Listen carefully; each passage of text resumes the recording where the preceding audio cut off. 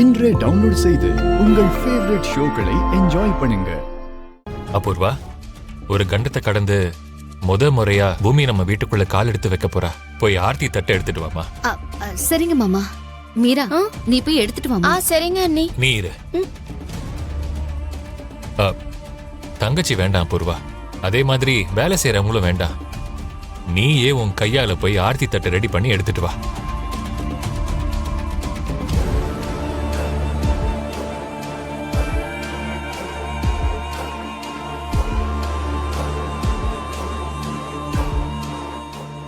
அது அப்பா அம்மாவா நம்ம கடமைமா.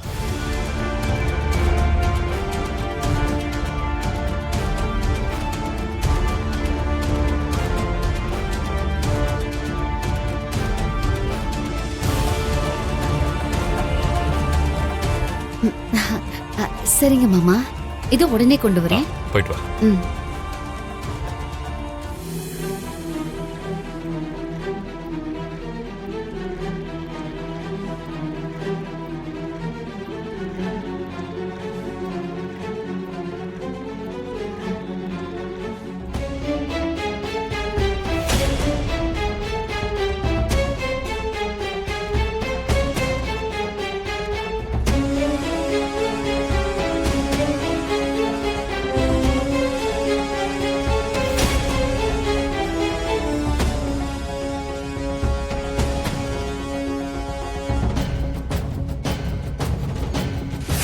என்ன சித்தியா அப்படி பாக்குற?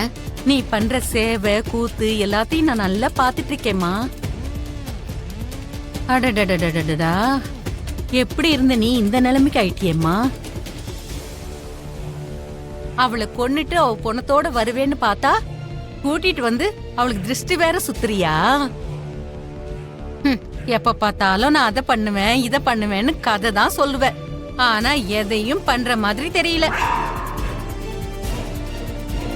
அப்ப எப்படியோ சோபா சந்திரனை கொன்னுட்டு இந்த வீட்டுக்கு எஜமானி ஆயிட்ட. ஆனா இப்போ அவ பொண்ணுக்கு சேவை செஞ்சுக்கிட்டு இப்ப வேலைக்காரியா சுத்திட்டு இருக்க. சித்தி முன்ன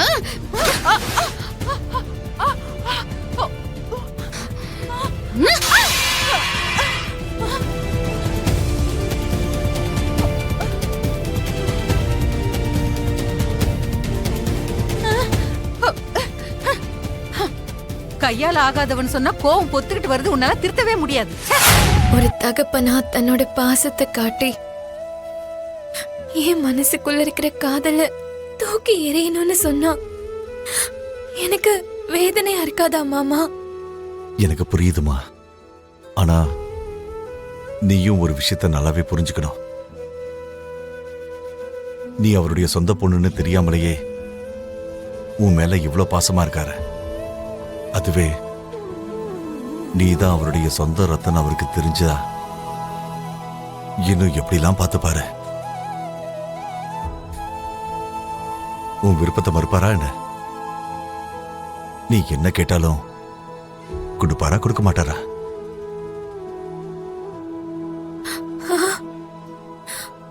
ஆமாமா, என்ன வேணாலும் கேட்டா கொடுக்கிறவரு நீ ககன கேட்டா கொடுக்காம இருப்பாரா என்ன? கண்டிப்பா கொடுப்பாருமா. இந்த உலகத்துல எந்த ஒரு அப்பனுக்கும் பெத்த பொண்ணோட விருப்பத்தை விட பகையெல்லாம் பெருசு கிடையாது. என்னமோ தெரியல மாமா, எனக்கு அப்படி ஒரு நம்பிக்கையே வர மாட்டேங்குது. அவ்வளவு தூரம் யோசிக்க கூடிய நிலைமையிலையும் இப்போ நான் இல்ல மாமா. எனக்கு இப்பவே அவரை பார்க்கணும் போல இருக்கு.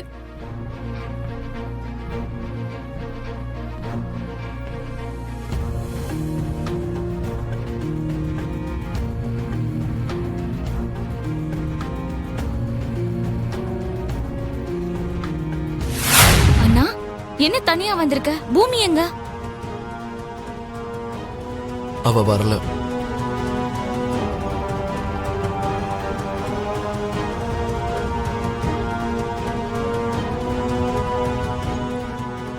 என்னடா வரலங்கிற? என்ன நடந்துச்சு?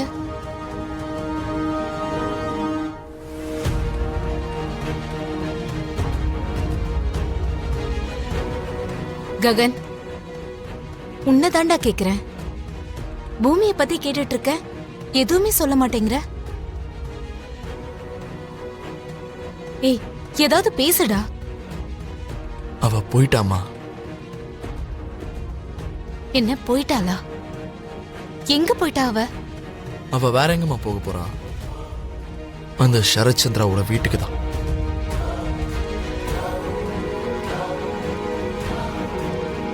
பூமி எதுக்கு நான் அவங்க வீட்டுக்கு போனோம்?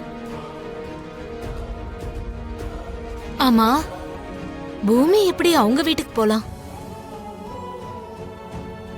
ஏன், அவளுக்கு நம்ம ஞாபகம் வரலையா? நம்ம வீட்டுக்கு வரணும்னு அவளுக்கு தோணலையா? இந்த பதில நீங்க அவகிட்ட தாம்மா கேட்கணும். இந்த கேள்வி என்கிட்ட கேட்டீங்கன்னா எனக்கு எப்படிமா தெரியும்? நான் என்னம்மா சொல்றது? நைட்டு பூமிக்காக நீ ரொம்ப கஷ்டப்பட்டு ரூம் எல்லாம் ரெடி பண்ணியேனா?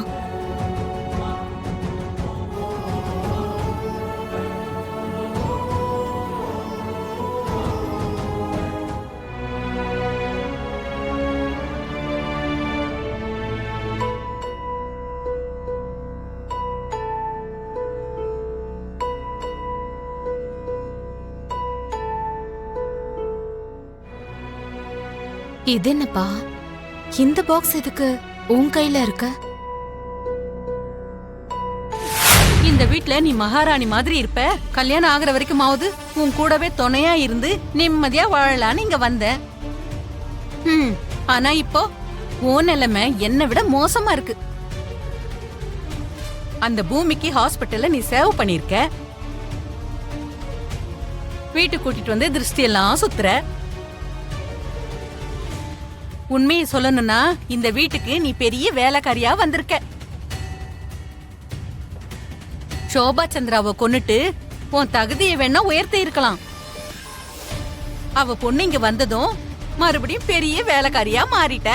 அப்படின்னா பூமி இந்த சொத்துக்கெல்லாம் வாரிசு ஆயிடுவான்னு சொல்ல வரியா? அதானே உண்மை. தாய் சொத்து பொண்ணுக்கு கிடைக்காம தாயை கொன்ன பூனைக்கு கிடைக்குமா என்ன?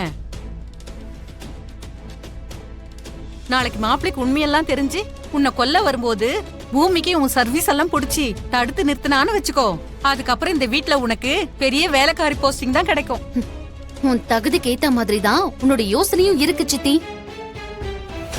அதான் இப்பவும் இப்படியே கண்ணியா சுத்திக்கிட்டு இருக்க. இதெல்லாம் நான் யோசிக்காம இருப்பனா என்ன? உண்மை தெரிஞ்சாலும் அதை எதிர்க்கிற பலத்தை என் எதிர்கிட்ட இருந்து நான் பறிச்சிருவேன். எப்படிமா அது? நாளைக்கு நட்சத்திராவோட பர்த்டேங்கிறதுனால தான் பொண்ணு பேர்ல இந்த மொத்த சொத்தையும் எழுத வைக்கிறேன்.